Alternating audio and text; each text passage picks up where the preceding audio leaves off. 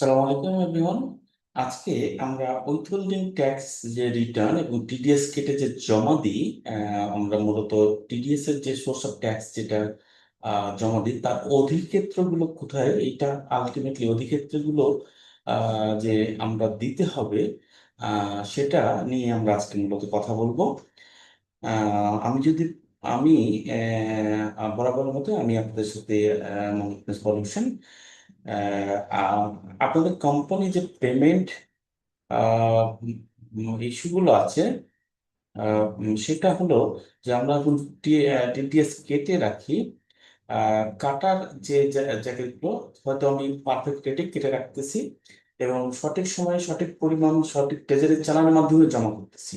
কিন্তু গত 6 আগস্ট সার্কুলারের মাধ্যম দিয়ে আমাদের যে হলো টিডিএস এর যে আহ, উম, ইয়াগুলো আছে, জুরিডিকশন গুলো আছে, সেটা কিন্তু আলটিমেটলি আমাদের আহ, কিছু কিছু মানে কিছু কিছু না, আপনার হলো হেড ওয়াইজ কিন্তু সিলেক্টেড করে দেওয়া হয়েছে কর অঞ্চলগুলো। সো এটি একটি গুরুত্বপূর্ণ ইস্যুও কিন্তু, যে কমপ্লায়েন্সের ক্ষেত্রে, যে আপনার যে টিডিএস আপনি যেভাবে কাটতেছেন সেটা জুরিডিকশন ঠিক আছে কিনা। কারণ হলো যে জুরিডিকশন যে ও, মানে উইথহোল্ডিং ট্যাক্সের যে জায়গাগুলো, সেটা একটা সুনির্দিষ্ট ট্যাক্স জোন মানে নির্ধারিত করে দিয়েছে। এবং আমরা যেটা সার্কেল বা ট্যাক্স জোনে যেটা করতাম, সেটা হয়তো আমাদের নিজস্ব ট্যাক্স জোনের ক্ষেত্রে জমা দিতাম। কিন্তু আম, মানে এই জায়গাতে এসে, মানে এই সালে, মানে এই অগস্ট মাসে, মানে অ্যাকাউন্টিং বা ট্যাক্স টিমকে শুধু কত পার্সেন্ট ট্যাক্স কাটলে জানলে হবে না, তাদের জানতে হবে যে হুইচ অথরিটি বা হুইচ জুরিডিকশনে আমরা এটা জমা দিব। চলুন দেখি একটু আমরা যে জুরিডিকশন গুলো একটু কোন কোন খাতে বা কোন কোন ইস্যুতে আছে। আম, যেমন আমি যদি মানে একটা বলি যে আপনার আমাদের হয়তো যে টিডিএস গুলো আমরা কেটে রাখি বা ট্যাক্স ক্যালকুলেশন যে কমপ্লেন গুলো, সেই পেমেন্ট গুলো কোন ট্যাক্স জোনের আন্ডারে পড়বে, এইটা একটা কিন্তু কমপ্লেন্স লেয়ার। তাই সবসময় আমাদেরকে শুধুমাত্র রাইট টিডিএস যে কাটতেছি আমরা এবং সেটা জমা দিচ্ছি বিষয়টা এরকম না। কিন্তু অথরিটিও ভুল হওয়ার সম্ভাবনা হতে পারে যদি আমরা এটা পারফেক্টলি না দেখি। যেমন আমি বলি যে এখানে খাতসুমা বলছে ঋণের কমিশন হিসেবে প্রাপ্ত অর্থ, ধারা সেকশন 96 সমগ্র বাংলাদেশ এবং এলটিও এর আন্ডারে দিয়েছে। তারপরে আমি যতগুলো মানে সঞ্চয়ী আমানত বা স্থায়ী আমানত ইত্যাদি ধারা 103, যেটা ব্যাংক বেশি হলো কেটে বাংলাদেশ ব্যাংক বা ব্যতীত ইন্স্যুরেন্স কোম্পানি, ফাইন্যান্সিয়াল কোম্পানি বা এগুলো ব্যতীত যে ব্যাংকগুলো কাটে। এবং এ থেকে এফ অতঃপর বিশিষ্ট প্রতিষ্ঠান ওরা এখানে করঞ্চল 1, করঞ্চল 17, করঞ্চল 20 এভাবে করে অ্যালফাবেটিক আকারে করে ফেলেছেন। তারপরে যদি 3 নম্বরে দেখি যে স্থায়ী আমন্ত স্থায়ী ইত্যাদি ভিত্তিক যেটা আমরা 102 + 102 এর ধারাও এটাও, যে হ্যাঁ, ঢাকা জেলা করঞ্চল 9, চট্টগ্রাম জেলা করঞ্চল 4, তারপরে আম, যেটা হলো প্রফিটের অংশ অঞ্চলের ভাগ সঞ্চয়পত্রের প্রফিট অংশ সমগ্র বাংলাদেশে করঞ্চল 10-এ জমা ইয়াতে জমা দেওয়া লাগবে। তারপরে যেহেতু আমরা সবগুলো টিডিএস অনলাইনের মাধ্যমে জমা দিই, সেটা ওখানে সিলেক্ট করতে হবে এই আনতে পারে।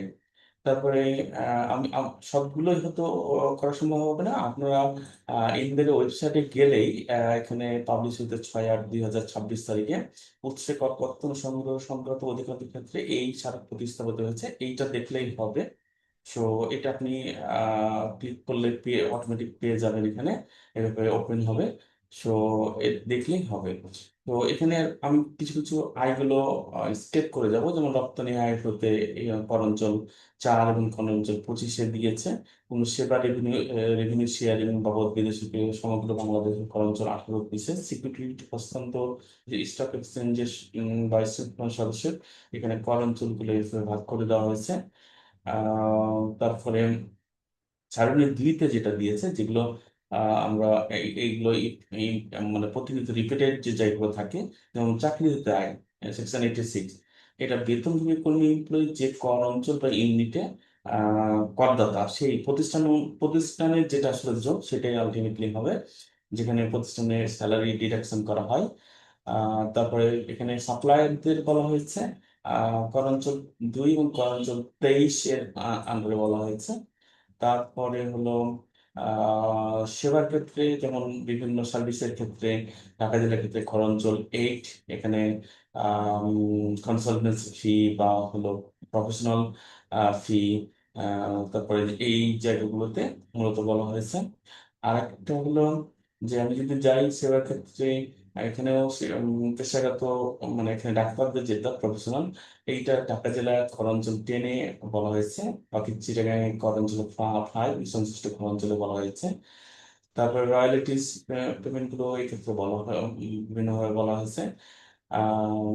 তারপরে বিজ্ঞাপন হতে যেটা হলো অ্যাডভার্টাইজমেন্ট, যেটা সেকশন 92 ঢাকা জেলা খরঞ্চল 7, খরঞ্চল 6 এ বলা হয়েছে।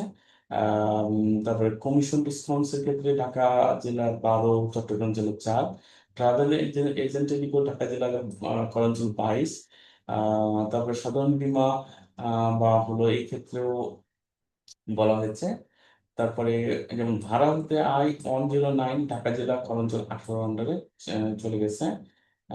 তারপরে কনভেনশনাল কনফারেন্স সেন্টার ইত্যাদি সেবা প্রদানকে ঢাকা জেলা খরঞ্চল 4, চট্টগ্রাম খরঞ্চল সহ অন্যান্য সংশ্লিষ্ট খরঞ্চল। তারপরে রিয়েল এস্টেট উন্নয়নকারী ডেভেলপমেন্ট ক্ষেত্রে ভূমির মালিকানা প্রাপ্ত ঢাকা জেলা খরঞ্চল 5, খরঞ্চল 6, এবং এর মধ্যে দেওয়া হয়েছে ডিভিডেন্ডের যে ঢাকা জেলা করঞ্চল 13, করঞ্চল চিরাং করঞ্চল 4 সংশ্লিষ্ট করঞ্চল। আম, তারপরে বিভিন্ন অনিবেশিক যেটা হলো আহ, ক্ষেত্রে করঞ্চল 11-কে আসলে এখানে ইয়া করা হয়েছে, অ্যালোকেশন করা হয়েছে। তারপরে যেটা ছিল যে আমদানিকারক নিকট হইতে ইম্পোর্টার যেটা সেকশন 102 এবং লোকসেকর বিধিমালা পরাঞ্চল 14। তারপরে ঢাকার ক্ষেত্রে তারপরে হইল ম্যান পাওয়ার, রপ্তানি বাবদ প্রাপ্তি, সম্পত্তি হস্তান্তর ঢাকা জেলা খরঞ্চল 6, যেটা খরঞ্চল খরঞ্চল 16 ঢাকা জেলা, আর খরঞ্চল 6 হলো চিরাঙের ক্ষেত্রে। তারপরে আম, এখানে ট্রেড লাইসেন্স নবায়নের সময় বা সিগারেট উৎপাদনকারী প্রতিষ্ঠান আছে ঢাকা জেলা খরঞ্চল 19, খরঞ্চল 4 চিরাঙে সংসদীয় খরঞ্চল। ট্রেড লাইসেন্স নবায়ন ঢাকা জেলা খরঞ্চল 3, চট্টগ্রাম খরঞ্চল 2, সংশ্লিষ্ট খরঞ্চল অন্যান্য জেলার ক্ষেত্রে। তারপরে তো এইখানে আপনার মোটামুটি ভাবে ব্যক্তিগত মোটর গাড়ি মালিকের নিকট হতে অগ্রিম কর, so এটা যেটা কেন্দ্রীয় জরিপ অঞ্চল বা সমগ্র বাংলাদেশে করা হয়েছে। সো এই ছিল টোটাল অধিক্ষেত্রগুলো। এই অধিক্ষেত্রগুলো আপনারা একটু ভালোভাবে দেখে সিলেক্ট করবেন, এবং আপনি যদি ঢাকার হেড অফিস বা চট্টগ্রাম অপারেশন বা অন্যান্য জায়গাতে বা ফ্যাক্টরি থাকে, তবে এই লোকেশনগুলোতে অবশ্যই জুরিডিকশন যেটা বলে স্বয়ংক্রিয়ভাবে সব জায়গাতে অ্যাপ্লাই হবে এমনটি ধরে নেওয়া তো ভুল। অর্ডার অনুযায়ী আপনি কিন্তু ভৌগোলিক অবস্থান বা পেমেন্টের ধরন ভেদে এগুলো লোকেশন ম্যাটার করবে, এটা মাথায় রাখতে হবে। তারপরে